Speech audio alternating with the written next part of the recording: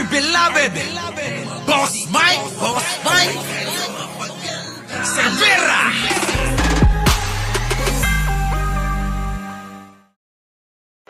Magandang umaga, magandang hapon at magandang gabi sa amandako ng mundo naroon kayo. Siyempre, magandang buhay na rin para sa ating lahat.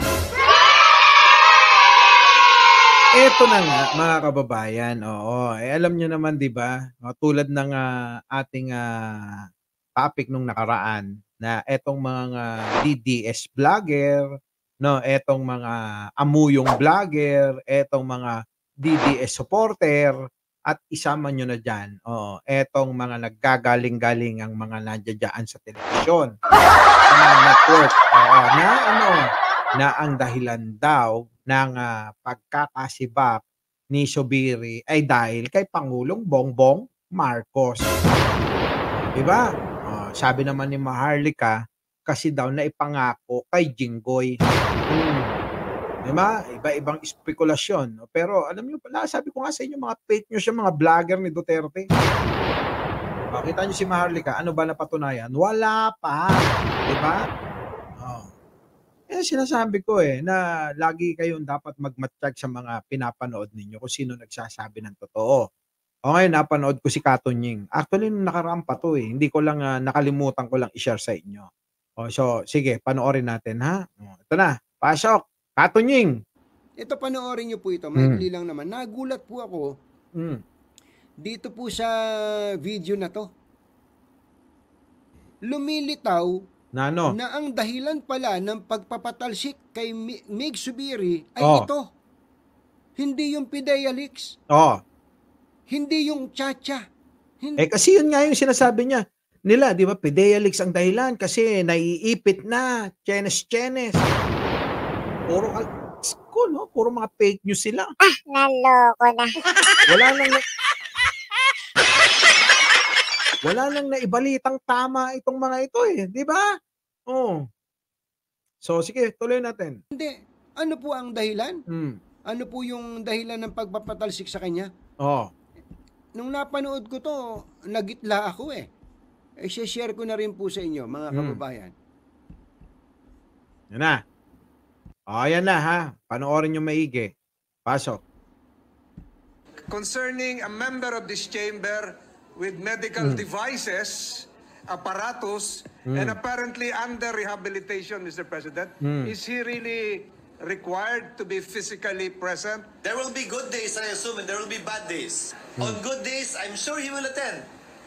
On bad days that he really cannot, all he has to do is to inform us without need of questioning his or any one of our members' motive or intent in not being able to attend. Yes. Mr. President, I joined the sentiments of our dear colleague, the gentleman from Sorsogon, 2 weeks ago. In the opening of our session, Mr. President, this representation made that motion, Mr. President, that while our good colleague, the gentleman from Cavite, underwent surgery, and it's not a simple surgery, Achilles heel is a major injury. And we made mention that Senator Revilla can participate online while he regains his mobility. Oh, you're not bedridden. Are you in coma? Are you in coma? Are you in coma? Hindi ganun. Bastusan na tayo dito Don't do that to yourself. We're rules-based. Ayun na, nagbotohan na. Yan pala ang dahilan, mga boss. Kita mo, nagkabastusan na nga. Biruin mo, sabihin ni Zubiri, nasa coma ka ba? Para hindi ka umattend dito ng personal. So yan na yung naging dahilan. Hayaan natin si Katunying. Narinig niyo po ba 'yon, mga kababayan? So perspective lang para magkaintindihan tayo. Meron pala na request itong si Bong Revilla na maka-attend pa rin ng session, hindi naman ng online kapag ka masakit yung kanyang ino-opera. Parang ino-opera to sa kanyang Achilles tendon yata ang tawag, napakasakit pala nun. Ngayon, may mga sumusuporta kay Senator Bong Revilla na payagan siya na wag maka-attend pag masama ang panahon. Sabi nga ni Chis Escudero, at pagka maganda naman ng sitwasyon, pwede naman siyang pumasok. Oh, tama naman. Ang tindi nung nilapitan pa pala siya ni Senator Subiri. Oh. Ano? And dito po, nagulat po ako dito Napansin niyo po ba 'yon? Oo, nagkaanuhan sila. Oh. Nagkabastusan. Are you in coma? Are you in coma? Are you in coma? Hindi ganun. Bastusan na tayo dito O, yan na. Sabi niya, are you in coma? Bedridden ka ba? Parang ganun, ano? Oo, parang ganun. Are you in coma? Bedridden ka ba? Kaya yung sagot ni Bong Revilla, iba papanoorin natin. Sabi, wag na pare. Bastusan na tayo dito Totoo naman, kapag ganyanin ka ng kapwa mo, senador, no? Natin sagot ni Bong Revilla.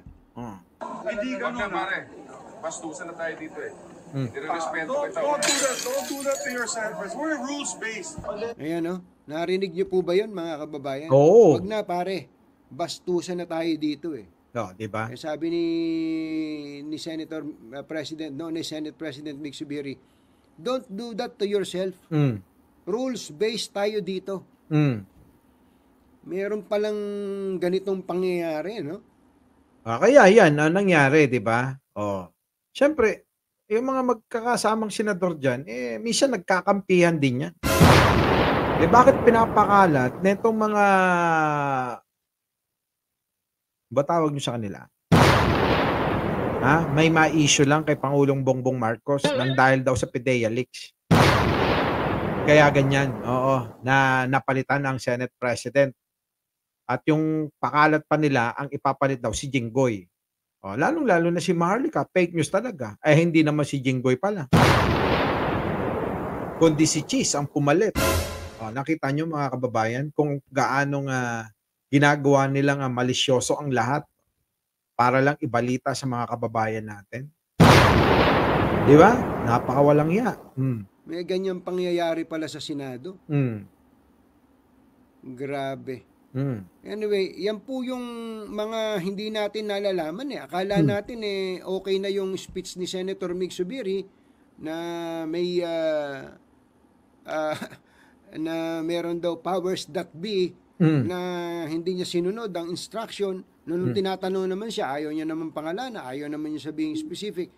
Diba? Si Mick Subiri mismo ang nagsasabi na, yan, ayaw pang pangalanan, kundi pero kung inyong pag-aaralan at tinuturo, Malacanang.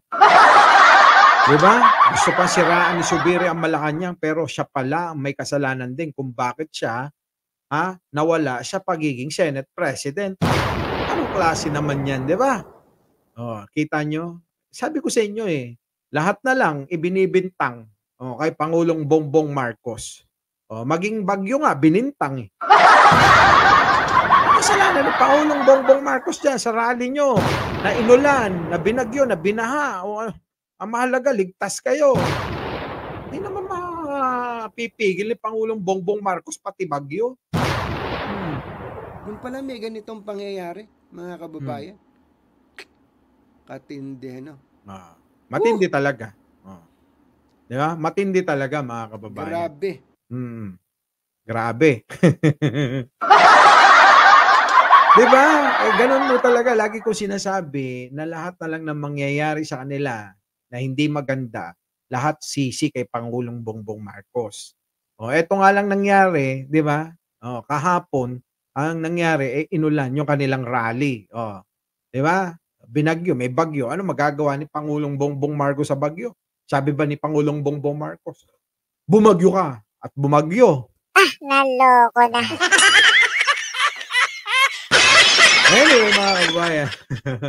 Muli, Mike Cervera po, lagi nagpapaalala na mahalin natin ang ating kapwa. Pagdasal po natin lagi ang ating bansa. Magandang umaga, magandang hapon at magandang gabi sa mandako ng mundo. Naroon kayo. Siyempre, magandang buhay na rin para sa ating lahat.